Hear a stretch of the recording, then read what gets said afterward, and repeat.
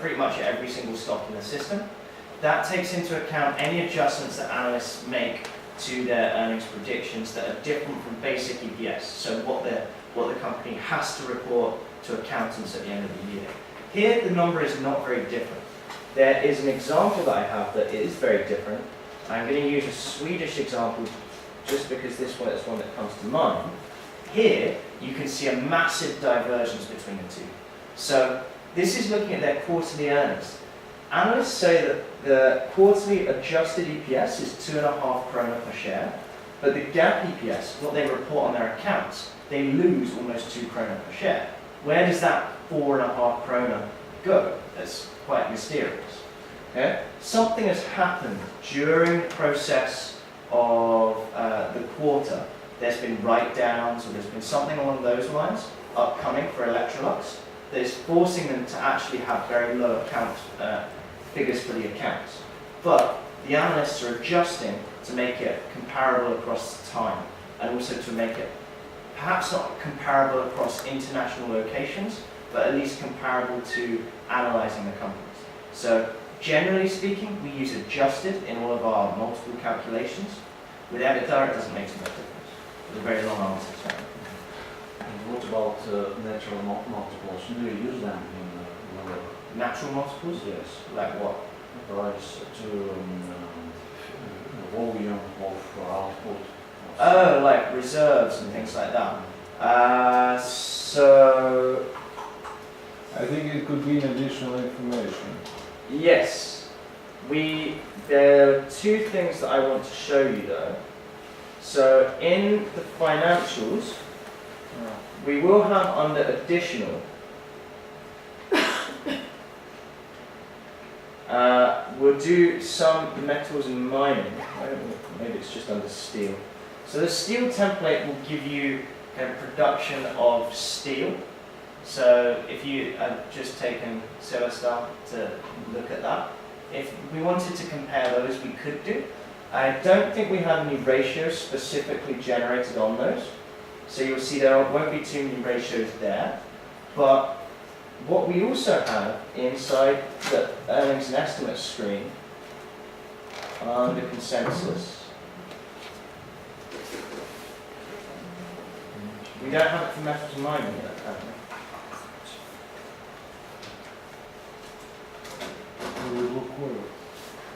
We have it for oil and gas, but not for metals and mining. For production, we have it for oil and gas.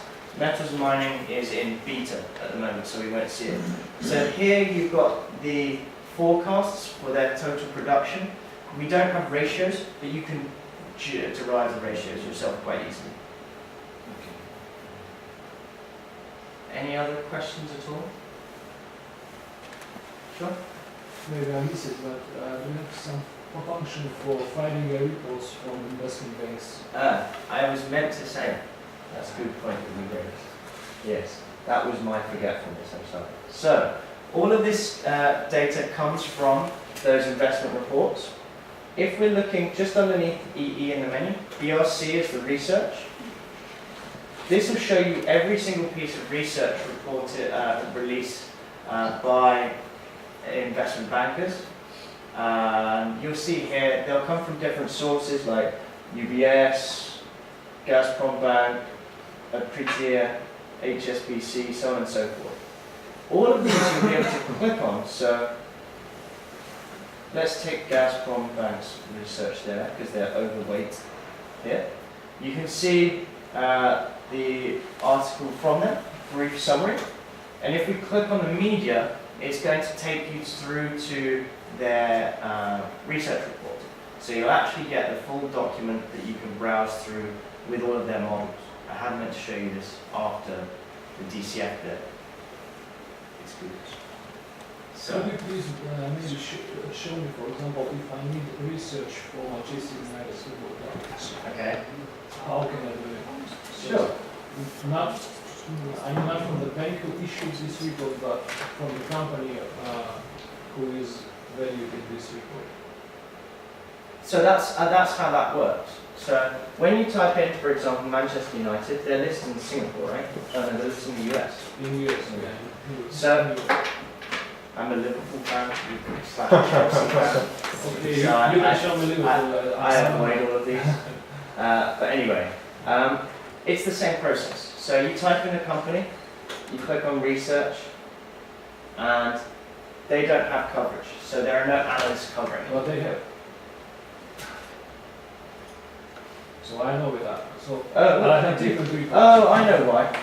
The reason that I can't see them is because you don't have access on these terminals. So, generally speaking, I don't know how it works with universities and getting access to some research. Some research is free to everyone, some isn't. So, for example, JP Morgan, you should be able to see.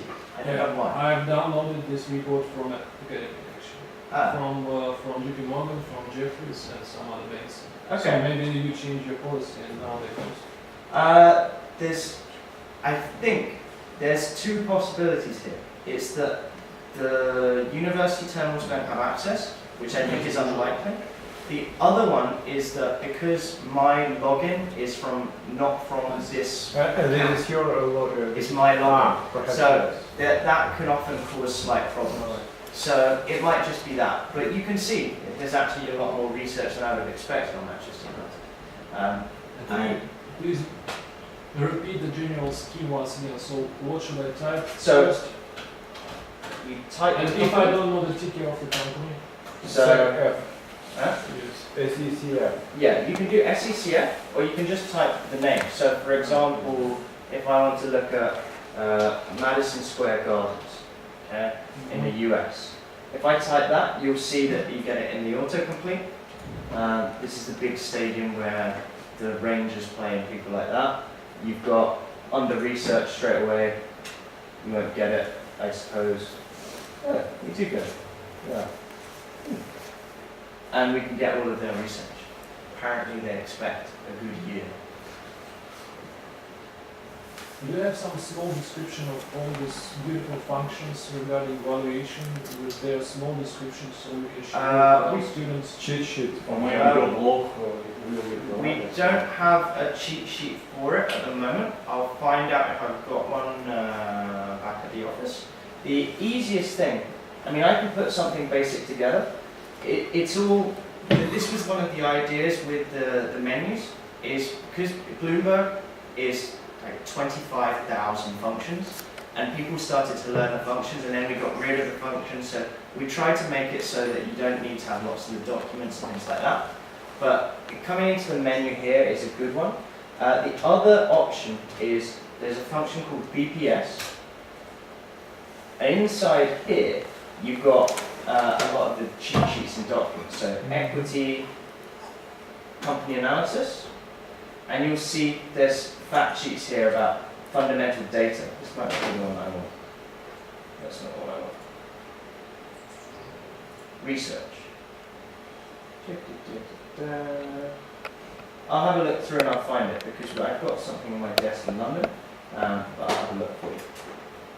So the general scheme is that I should type the name of the company and get to the main menu and then choose the function which I need. Exactly. So Exactly.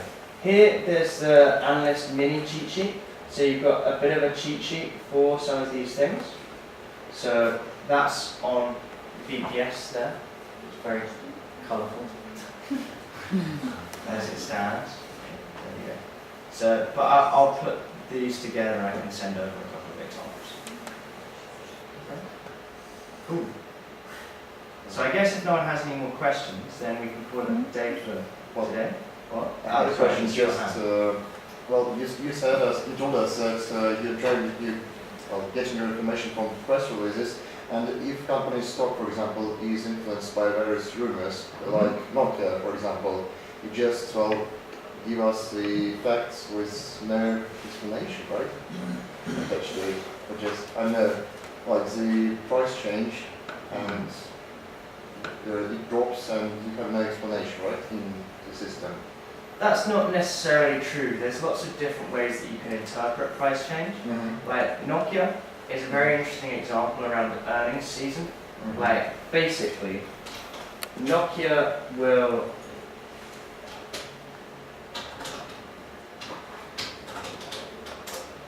just to give you an example, Nokia tends to go all over the place when they report earnings. When they report 25% underperformance, the markets rally. And when they beat estimates and they release a new phone and do whatever, they drop. It doesn't make an awful lot of sense. What you'll see here is that this is a very good example. They surprised up in their quarterly earnings. They dropped 5.5% this year.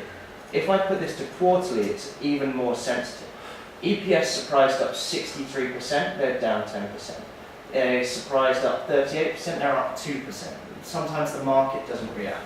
So there's a lot of things going on, and some of the things that we can do is really a case-by-case situation to understand. With Nokia, I know from experience that it's an earnings-affected company, and a very news-sensitive company. You can start to do things either by looking in more detail. So this one, I came here directly, but it's all under EE. And then you can look into earnings history to understand it in more detail. And then you've got a price reaction page inside there as well. And that will tell you a lot about what's going on. You've also got something called